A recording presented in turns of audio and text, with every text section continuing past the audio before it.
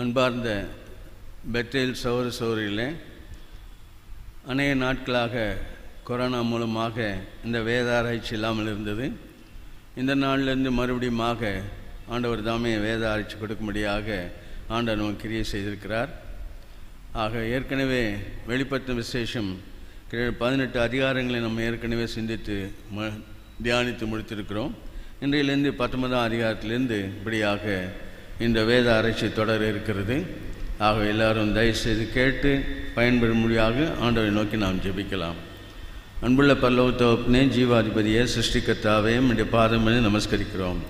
எல்லாவற்றுக்கும் எல்லாமாக தேவனை ஆராதிக்கிறோம். நீரே எங்களுடைய ஞானம், எங்களுடைய அறிகிற அறிவு.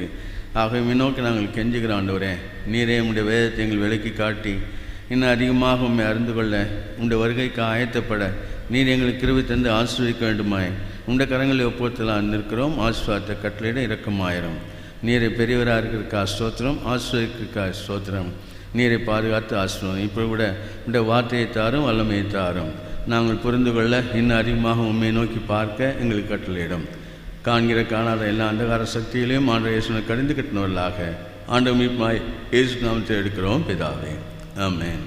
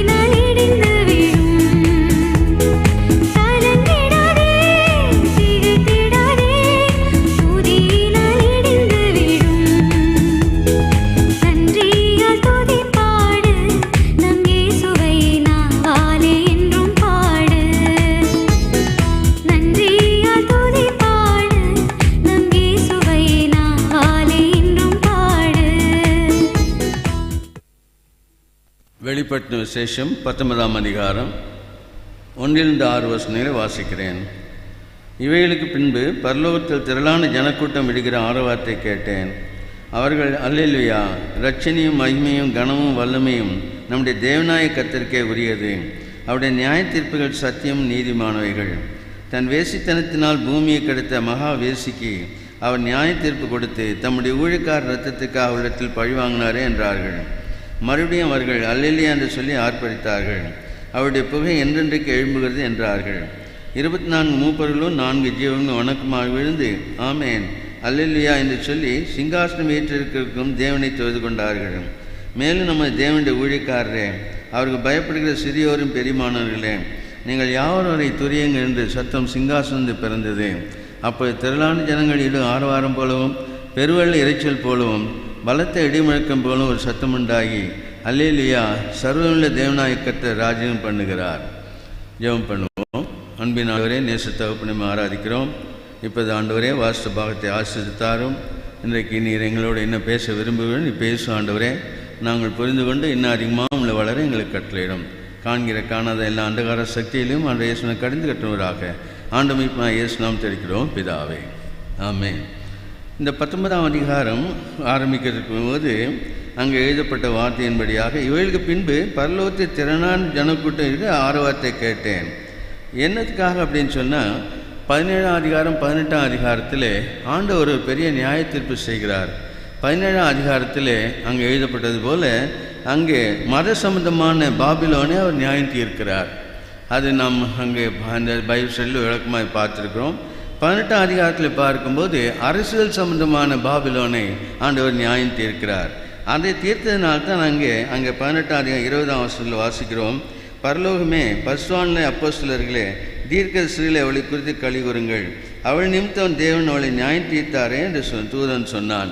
ஆகவே இதுதான் அங்கே அந்த பாபிலோனை அப்படியாக 2 விதமான பாபிலோனை ஆண்டு நியாயத்ததினாலே அங்கே எழுதப்பட்டிருக்கிறது, பரலோகமே பசுவான் அப்போஸ்தலர் களி கூறுங்கள் என்று சொல்லப்படுகிறது.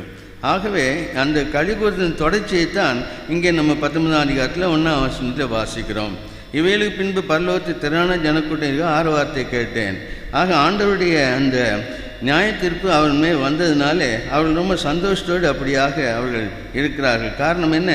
ஆண்டவர் இப்படியாக ஆண்டவராகிய இயேசு கிறிஸ்து அந்த கிறிஸ்து மேலும், ஆண்டவராகிய பிதாவாகிய தேவன் சாத்தான் மேலும், ஆண்டவராகிய பரிசுத்த ஆவியானவர் அங்கே கல்லுதீ கிறிஸ்து மேலேயும் அங்கே தீமையின் மேலேயும் ஆண்டவர் இப்படியாக அவர் நியாயம் தீர்த்தார் என்று சொல்லி அங்கே நாம் பார்க்கிறோம்.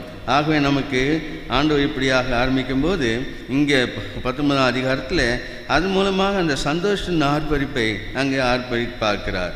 வெளிப்படுத்தல் 5ஆம் அதிகாரத்தில் நாம் பார்க்கும்போது அங்கே ஆண்டவர் இப்படியாக என்ன இருக்கிறார், அங்கே அவர் இப்படியாக மீட்பராக எல்லாரையும் மீட்பராக தேவனாய் பார்க்கிறார். அங்கே எல்லாரும் 5ஆம் அதிகாரத்தில் சிங்காசனத்தில் வீட்டிருக்கிற ஆண்டவராகிய இயேசு கிறிஸ்துவர் எல்லோரும் இப்படியாக அவர்கள் ஆராதிக்கிறார்கள்.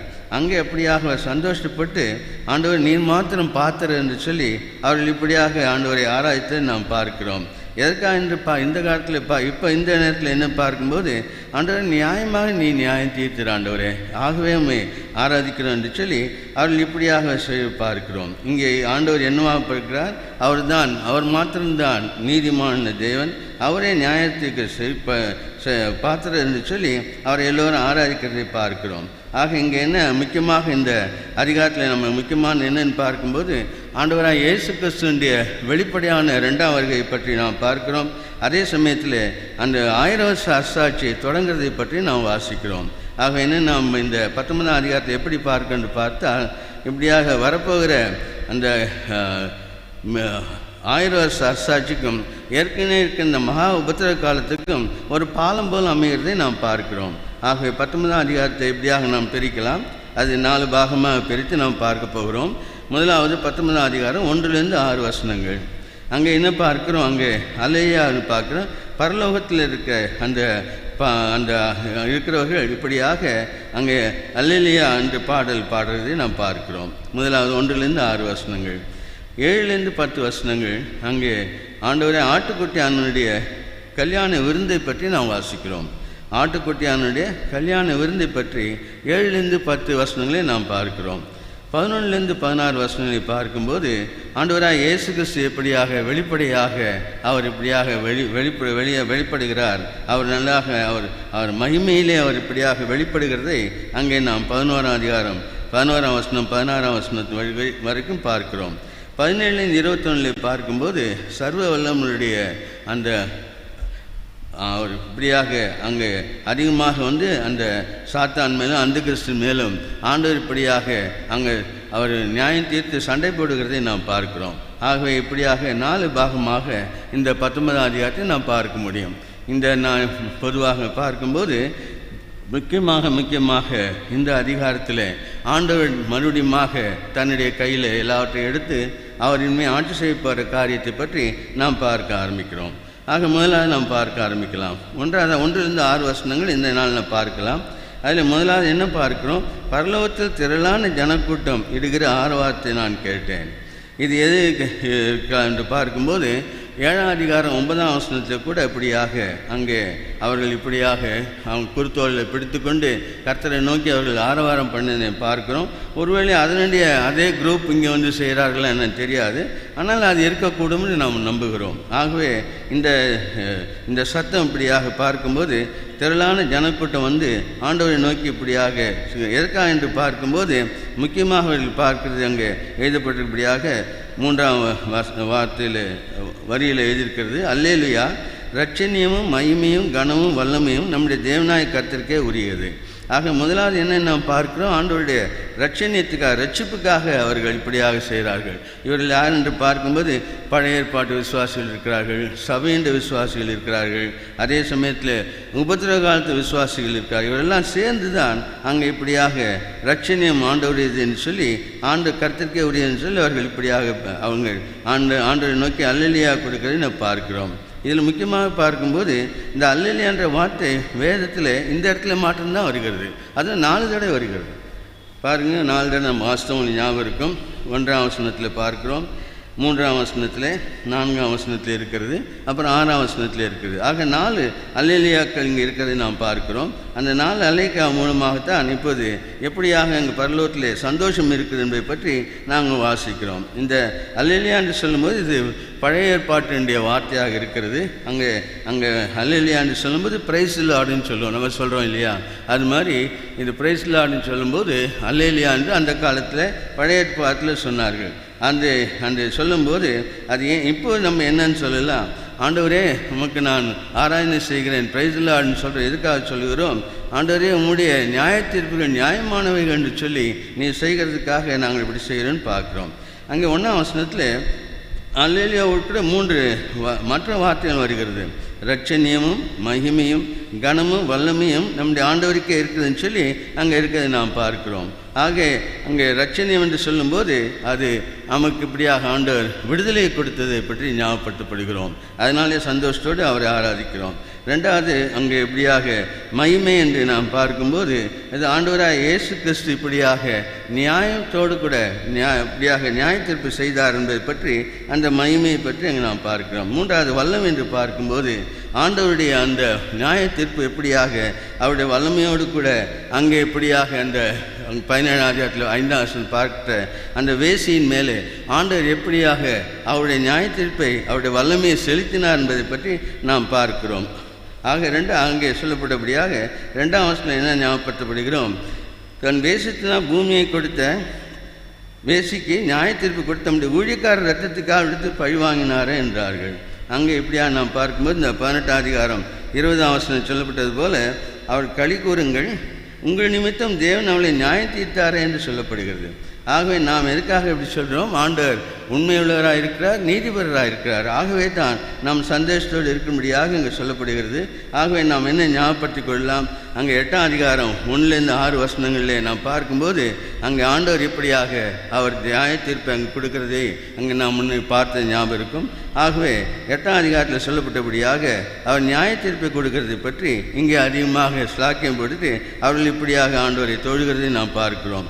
ஆண்டவர் இப்படியாக அங்கே 17ஆம் அதிகாரத்தில் நாம் பார்த்தது போல் அங்கே எழுதப்பட்டது 17ஆம் அதிகாரத்தில் அவர் என்ன செய்தார்னு வாசிக்கிறோம். அவருடைய இங்கே சொன்னப்பட்டபடியாக அங்கே அவர் நியாயம் கொடுத்து 2ஆம் வசனம் சொல்லப்படியாக தம்முடைய ஊழியக்காரர் ரத்தத்திற்காக அவளிடத்தில் பழி வாங்கினாரே என்றார்கள். ஆக ஆண்டவருடைய அந்த பழி வாங்குதல் நியாய தீர்ப்பு பற்றி இங்கே இந்த சொல்லும்படியாக அதற்காகத்தான் இவர்கள் என்ன செய்கிறார்கள், அல்லேலூயா என்று சொல்லி ஆர்ப்பரிக்கிறார்கள் நம்ம பார்க்கிறோம். ஸோ ஆக என்ன நம்ம பார்க்கிறோம், இது எதை ஞாபகப்படுத்துகிறது, இந்த அல்லேலூயா சத்தம் இதுவரைக்கும் இருந்த அந்த உபத்திரவ காலம் எல்லாவற்றையும் முடிக்கிறத நாம் பார்க்கிறோம். அங்கே ஆண்டவர் தாமே எல்லாவற்றையும் முடித்து இப்போது அவர் ஆட்சி செய்ய ஆரம்பிக்கிறார். அவர் இப்படியாக கீழே வந்து அவர் பூமிக்கு வந்து அவர் இப்படியாக அரசாட்சி செய்ய போகிறதை பற்றி நமக்கு அங்கே ஞாபகப்படுத்துகிறார். ஆகவே என்ன நமக்கு பார்க்கிறோம், ஆண்டவர் வந்து செய்ய போகிற காரியத்தை பற்றி நமக்கு சொல்லப்படுகிறது. 2வதாக நீங்கள் பார்க்கும்போது 3ஆம் வசனம் மறுபடியும் அவர்கள் அல்லேலூயா சொல் என்று ஆர்ப்பரித்தார்கள், அவருடைய புகை என்றென்றைக்கு எழும்பினது என்று சொல்லப்படுகிறது. ஆக என்ன நாம் ஞாபகப்படுத்தப்படுகிறோம், இங்கே அவளுடைய அந்த வேசியை ஆண்டவர் இப்படியாக அவளை நியாயம் தீர்த்ததுனாலே, அவள் இப்படியாக ஏற்பட்டதுனாலே அவளுடைய புகை என்றென்றைக்கு எழும்புதுன்னு சொல்லி அங்கே அவள் ஆர்ப்பரிக்கிறதை பார்க்கிறோம். மூன்றாவதாக 4ஆம் வசனம், 24 மூப்பர்களும் 4 ஜீவன்களும் வணக்கமாக விழுந்து ஆமென் அல்லேலூயா என்று சொல்லி சிங்காசனமே வீட்டிருக்கிற தேவனை தொழுது கொண்டார்கள். ஆக இங்கே என்ன ஞாபகப்படுத்தப்படுகிறோம், 24 மூப்பர்களும் அப்படியாக இருந்து ஆண்டவருடைய அவங்க என்ன சொல்கிறார்கள், ஆமாண்டவரே நீர் இப்படியாக நியாயம் தீர்த்தது எவ்வளோ நல்லது என்று சொல்லி அவரை தொழுது கொள்கிறதை நாம் பார்க்கிறோம். இங்கே என்ன நடக்கிறதை நாம் பார்க்கும்போது, அங்கே நியாயம் தீர்த்த போது யாருமே அப்படியாக அங்கே அழுகிறதா அங்கே சொல்லப்படவில்லை. ஏன் அப்படி சொல்லப்படவில்லை? ஏன் ஆண்டவர் நியாயம் தீர்த்தார்? நியாயத்தினுடைய முக்கியமான காரணம் என்ன? அவர்கள் எல்லோரும் ஆண்டவராக இயேசு கிறிஸ்துவை ஆண்டவர் கர்த்தர் என்று சொல்லாதபடி அவரை ஏற்றுக்கொள்ளாதபடி இருந்ததுனாலே அவர்கள் அப்படியாக அவர் நியாயம் தீர்த்தார். ஆகவே அதனால தான் இந்த பனிஷ்மெண்ட்டை பார்த்து அவர்கள் யாருமே இப்படியாக ஐயோ ஆண்டவர் செய்தார் என்று சொல்லி அவர்கள் யாருமே அதை பற்றி கவலைப்படாதபடி இருக்கிறார்கள் நாம் பார்க்கிறோம். ஆகவே இங்கே நம்ம முக்கியமாக பார்க்க வேண்டியது என்ன, 24 மூப்பர் என்று சொல்லும்போது இப்படியாக சொல்லுகிறார்கள். அதாவது இந்த 24 மூப்பர்கள் யார்? அங்கே சபை என்று சொல்கிறார்கள். அந்த சபை இப்படியாக ரகசிய வரிகள் எடுக்கப்பட்டு அங்கே ஆண்டவரோடு கூட அங்கே பரலோகத்தில் இருக்கிறது. அது இப்படியாக அந்த 24 மூப்பர்கள், அதாவது சபை ஆண்டவரோடு கூட அங்கே இருக்கிறது மூலமாக அந்த சபையை பற்றி அங்கே சொல்லப்படும் போது அங்கே அதுக்கு மேலே என்ன பெயர் கொடுக்கப்படுகிறதுக்கு, மணவாட்டி என்று பெயர் கொடுக்கப்படுகிறது. இங்கே பார்க்கலாம், பின்னால் கூட பார்க்கும்போது நாம் அவனை வாசிக்கலாம். அது மணவாட்டி, அவர் மனைவி என்று அவளுக்கு அங்கே கொடுக்கப்படுகிறது. இங்கே கீழே இருக்கும்போது அவர்கள் இப்படியாக சபை என்று அழைக்கப்படுகிறார்கள். ஆனால் அப்படியாக அங்கே பரலோகத்தில் போகும்போது அவர்களுக்கு என்ன பெயர் கொடுக்கப்படுகிறது, அவர்களுக்கு இப்படியாக மணவாட்டி, அதாவது மனைவி என்று பெயர் அங்கே கொடுக்கப்படுகிறதை நாம் பார்க்கிறோம். ஆகவே இந்த பூலோகத்தில் அந்த சபை எப்படி இருக்கு நமக்கு தெரியும். ஆண்டவராய் பரிசுத்தாவினால் கீழே வந்த நாள் முதற்கொண்டு ஆண்டவராய் பரிசுத்தாம் மறுபடியுமாக அந்த ரகசியவர்களே எடுக்கப்பட்டது போல அதுக்கு நடுவில் யாரெல்லாம் ரட்சிக்கப்பட்டார்களோ அவர்கள் தான் சபை என்று சொல்கிறார்கள். அவர்கள் தான் இப்போது பார்க்கும்போது அவர்கள் இப்படியாக மனவாட்டியாக மனைவியாக இருக்கிறார் என்று நாம் பார்க்கிறோம். முக்கியமாக இன்னொரு வார்த்தை பார்க்கும்போது இந்த 24 மூப்பர்கள் ஆண்டவர் இப்படியாக ஆண்டவரை ஆராதிக்கிறதை 5 தடவை அவர்களுக்காக இந்த வெளிப்படுத்தின விசேஷத்தில் 5 தடவை இப்படியாக ஆண்டவரை ஆராதிக்கிறதை நாம் பார்க்கிறோம். முதலாவது பார்க்கும்போது வெளிப்படுத்தின விசேஷம் 4ஆம் அதிகாரம் 10லிருந்து 11 வசனங்கள். வெளிப்படுத்தின விசேஷம் 4ஆம் அதிகாரம் 10லிருந்து 11 வசனங்கள்.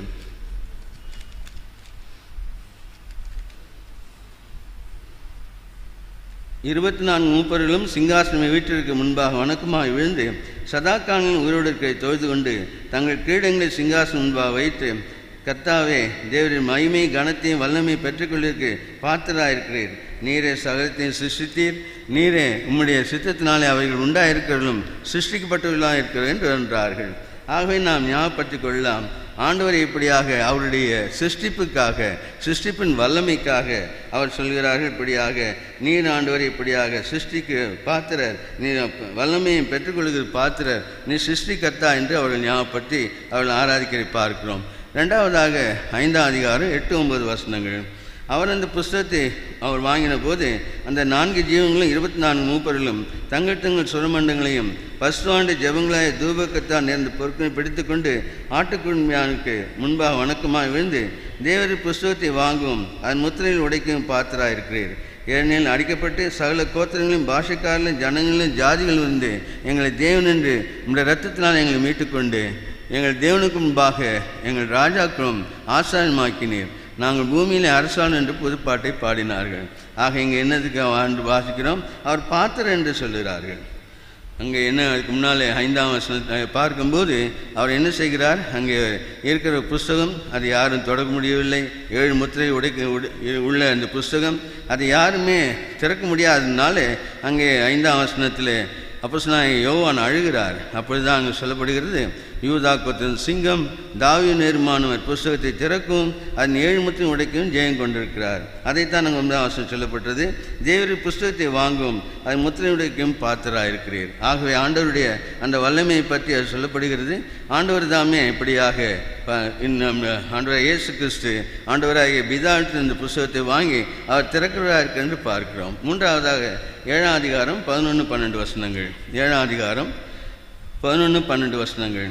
தூதர்கள் யாவரும் சிங்காசனத்தையும் மூப்பர்களையும் 4 ஜீவன்களின் சூழல் நின்று சிங்காசனம் முன்பாக முகங்குப்புற வந்து தேவனை தொழுது கொண்டு, ஆமேன், எங்கள் தேவனுக்கு துதியும் மகிமையும் ஞானமும் ஸ்தோத்திரமும் கனமும் வல்லமையும் பலனும் சதாக்களும் உண்டாவதாக என்று சொன்னார்கள். ஆக நாம் 3ஆவது என்ன பார்க்கிறோம்?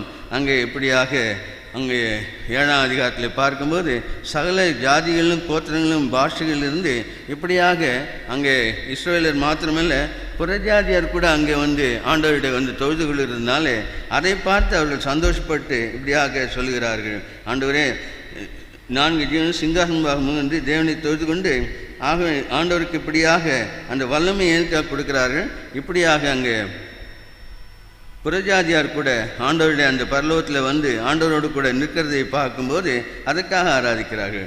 4ஆவதாக பார்க்கும்போது 11ஆம் அதிகாரம் 17-18 வசனங்கள். 7ஆம் தூதன் எக்காலம் ஊதினான். அப்போ உலகத்தின் ராஜ்யங்கள் நம்முடைய கர்த்தருக்கும் அவருடைய ராஜ்யத்துக்கு கிறிஸ்துவுடைய ராஜ்யங்களாயின. அவர் சதா காலங்களும் ராஜ்யபாரியம் பண்ணுவார் என்னும் கம்பீர சத்தங்கள் வானத்தில் உண்டாயின. அப்போது தேவனுக்கு முன்பாக தங்கள் சிங்காசனமே உட்கார்ந்த 24 மூப்பர்களும் முகங்குப்புற விழுந்து, இருக்கிறவரும் இருந்தவரும் வருகிறமான சர்வமுள்ள கர்த்தராய் தேவனே, உம்மை ஸ்தோத்திரிக்கிறோம், தேவரே உம்மை மகா வல்லமை கொண்டு ராஜ்யபாரம் பண்ணுகிறேன் சொல்கிறார்கள். ஆக எதுக்காக என்று சொல்லப்படும்போது அங்கே ஆண்டவர் இப்படியாக சர்வ உள்ளமுவராக எல்லாவற்றையும் ராஜ்யபாரம் பண்ணுகிற ஆண்டவராக இருக்கிறதுக்காகவும் அந்த எல்லா ராஜ்யமும் எப்படியாகுது கிறிஸ்துவின் ராஜ்யமாக மாறிவிட்டதுக்காக அவர்கள் இப்படியாக ஆண்டவரிடம் இப்படியாக சென்று ஆண்டவரை ஆராதிக்கிறதை நாம் பார்க்கிறோம். கடைசியாக நாம் பார்த்தது 19ஆம் அதிகாரம் 4ஆம் வசனத்தில் ஆண்டவர் அந்த 2 பாபிலோனில் நியாயத்தின்றதுக்காக அவர் இப்படியாக செய்கிறதை நாம் பார்க்கிறோம். இப்போ 4வது ஹல்லேலூயா பற்றி பார்க்கலாம். 19ஆம் அதிகாரம் 6ஆம் வசனம். அப்பொழுது திரளான ஜனங்கள் ஆடுவாரம் போலவும் பெருவெள்ள இறைச்சல் போலவும் பலத்தை இடிமுழக்கும் போலவும் ஒரு சத்தம் உண்டாகி, ஹல்லேலூயா, சர்வமுள்ள கர்த்தர் ராஜ்யம் பண்ணுகிறார் என்று சொல்லி எழுதப்பட்டிருக்கிறது. ஆக எதுக்காக என்று நாம் பார்க்கும்போது 4ஆவதில் வந்து 5 வசனங்களிலே 5ஆம் வசனம் கூட, நமது தேவனுடைய ஊழியக்காரரை அவருக்கு பயப்பட சிறியோரும் பெரியமானங்களே, நீங்கள் யாவரும் அவரை துதியுங்கள் என்ற சத்தம் சிங்காசனத்திலிருந்து பிறந்தது. ஆக என்ன ஞாபகப்படுத்தப்படுகிறோம்? ஆண்டவர் தாமே இப்படியாக அங்கே எல்லாரையும் இப்படியாக சிங்காசனத்திலிருந்து அவர் இப்படியாக வாழ்ச்சி செய்கிறதுனால எல்லாரும் என்ன பண்ணுகிறார்? ஆண்டு ஊழியக்காரரை அவரை துதியுங்கள் என்று சொல்லி 6ஆம் வசனத்தில் என்ன சொல்லப்படுகிறது? அல்லேலூயா, சர்வவல்ல தேவனாய் கர்த்தர் ராஜ்யபாரம் பண்ணுகிறார். இதைத்தான் இப்போது நம்ம பார்க்கிறோம். என்ன ஞாபகப்படுத்தப்படுகிறோம்? ஆண்டவர் இப்படியாக அரசாள ஆரம்பிக்கிறார். இவ்வளவு நாட்கள் அவர் இப்படியாக அவர் விட்டுவிட்டார், சாத்தான் விட்டுவிட்டார். அவன்தான் இப்படியாக ஆண்டு கொண்டிருந்தான். அவன்தான் இவ்வளவு பெரிய காரியம் செய்தான். அதுக்கப்புறம் அந்த 7 வருஷங்கள் உபத்திர காலமெல்லாம் இருந்தது. எல்லாவற்றையும் முடித்து விட்டார் ஆண்டவர். திரும்பி ஞாபகப்படுத்துகிறேன், 17-18 அதிகாரங்கள் நாம் பார்த்தபடியாக அந்த மத சம்பந்தமான பாபிலோனையும் அங்கே அரசியல் சம்பந்தமான பாபிலோனை ஆண்டவர் நியாயம் தீர்த்தார். அதுக்காக இப்போது அவர் என்ன சொல்கிறார்கள்? ஆண்டவரே நீ சர்வ வல்லம் என்று சொல்லி அவரை ஆராதிக்கிறதை பார்க்கிறோம். அங்கே 97ஆம் சங்கீதம் 1ஆம் வசனத்தில் பார்க்கும்போது நாம் எல்லோரும் சேர்ந்து ஆண்டவரை நோக்கி நாம் சந்தோஷப்பட்டு கலிகரக்கிடவோம் என்று சொல்லி அவர்கள் பாடுகிறார்கள். ஆபகுக்கு 2ஆம் அதிகாரம் 20ஆம் வசனத்தில் கூட பார்க்கும்போது கர்த்தர் தன்னுடைய ஆலயத்தில் பரிசுத்த ஆலயத்தில் இருக்கிறார், பூமி எங்கு அவருக்கு முன்பாக மௌனமாக இருக்கிறது என்று சொல்லி அங்கே இப்படியாக ஆண்ட சர்வ கர்த்தரை பற்றி அங்கே அவர் ராஜ்யபாணியம் பண்ணி பற்றி ஞாபகப்படுகிறோம். அங்கே நாம் ஏற்கனவே பார்த்தது போல் 4ஆம் அதிகாரம் 5ஆம் அதிகாரத்தில் பார்க்கும்போது ஆண்டவர் இப்படியாக அங்கே அந்த புஸ்தகத்தை திறந்ததை நாம் 5ஆம் அதிகாரத்தில் நாம் ஏற்கனவே பார்த்தோம். இப்போ என்ன நாம் பார்க்கிறோம்? ஆண்டவர் முழுதுமாக அவர் இப்படியாக சர்வவல்ல கர்த்தர் முழுதுமாக ராஜ்யம் பண்ணுறதை அங்கே நமக்கு ஆண்டவர் சொல்லிக் கொடுத்து அவர் இப்படியாக நமக்கு அவர் என்ன செய்யப்போகிறார் என்பதை பற்றி அவர் நமக்கு ஞாபகப்படுத்துகிறார். ஆக என்ன ஞாபகப்படுத்தப்படுகிறோம்? 2000 வருஷங்களுக்கு முன்பாக ஆண்டவர் இப்படியாக வருவார், அவர் செய்வார் என்று சொன்ன வாக்குகள்லாம் இப்போது நிறைவேறுவதை நாம் பார்க்கிறோம்.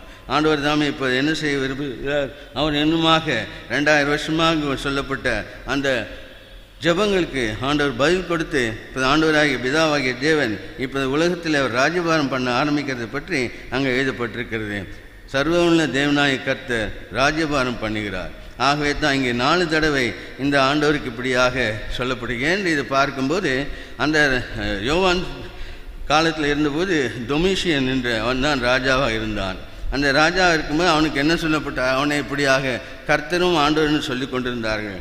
ஆகவே தான் அப்படியாக இல்லை என்று சொல்லி உண்மையிலே ஆண்டவராக இயேசு கிறிஸ்து தான், ஆண்டவராக பிதாவாகிய தேவன் தான், ஆண்டவராய் பரிசுத்தான தேவன் தான் சர்வமுள்ள தேவனாய் கர்த்தர்னு சொல்லி அவருக்கு இப்படியாக சொல்லப்படுகிறது. ஆகவே இங்கே என்ன நாம் பார்க்கிறோம்?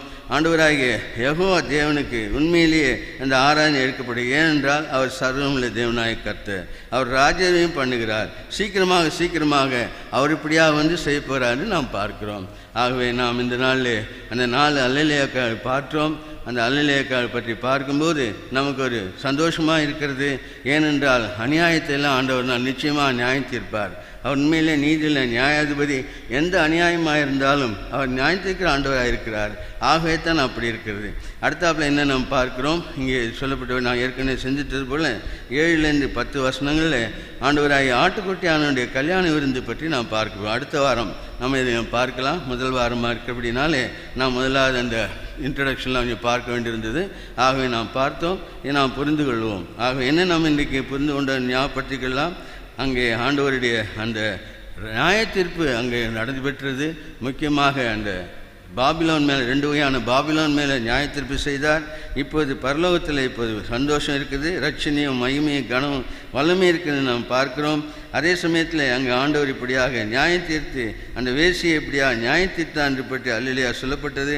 அதே சமயத்தில் ஆண்டவர் இப்படியாக அங்கே எல்லாவற்றுக்கும் மேலாக 24 மூப்பர்களும் தேவனை தொழுது கொண்டார்கள். அவர்கள் எதுகின்ற காரணம் எல்லாம் ஏற்கனவே பார்த்தோம். அதே சமயத்தில் 6ஆம் வசனம் 4வது அல்லேலூயா, சர்வ வல்லமையுள்ள தேவனாய் கர்த்தர் ராஜ்யம் பண்ணுகிறார். இனிமேல் அதுக்கு வேறு முடிவு வராது. அவர் தொடர்ந்து இனிமேல் நித்தியத்துக்கும் அவர் ஆண்டவராக இருந்து சர்வமுள்ள தேவனாக இருந்து கர்த்தர் ராஜ்யம் பண்ண போகிறார்னு பற்றி நான் பார்க்க போகிறோம். 7ஆம் வசனத்திலிருந்து ஆண்டவருடைய அந்த மேரேஜ், அதாவது ஆட்டுக்குட்டியானுடைய கல்யாண விருந்தை பற்றி நம்ம அடுத்த வாரத்திலிருந்து பார்க்கலாம். ஆண்டவர் நமக்கு இப்போ ஆரம்பித்து கொடுத்துக்கான நன்றி சொல்லுவோம். தொடர்ந்து இன்னும் அதிகமாக ஒவ்வொரு வாரம் சனிக்கிழமை 7:30 மணிக்கு இப்படியா நாம் கூடி நாம் ஆண்டோடைய வார்த்தையை தியானிக்கலாம். ஜெபம் செய்வோம். அன்புள்ள பரலோக தகப்பனே, ஜீவாதிபதியை நாம் ஆராதிக்கிறோம். இப்படியாக ஆண்டவரை வேத ஆராய்ச்சியை தொடங்கும்படியாக கொடுத்த கிருபைக்காக ஸ்தோத்திரம். முதலில் நம்முடைய மேன்மையை பற்றி அல்லேலூயா என்று சொல்லி பிரைஸ் தி லார்ட் என்று சொல்லி நாங்கள் உங்களுடைய பாதம் வரும்படியாக உங்களுடைய கனத்தும் கனமும் மகிமையும் ஆண்டவரே உமக்கு ரட்சணையும் மகிமையும் கனமும் கொடுக்கறது சொல்லுக்காக இந்த நாளில் அல்லேலூயா என்று பாடி நாங்களும் கூட தகப்பனை நம்ம ஆராதிக்கிறோம். நீ நீதியுள்ள நியாயாதிபதியாக இருக்கபடினாலும் நம்ம ஆராதிக்கிறோம்.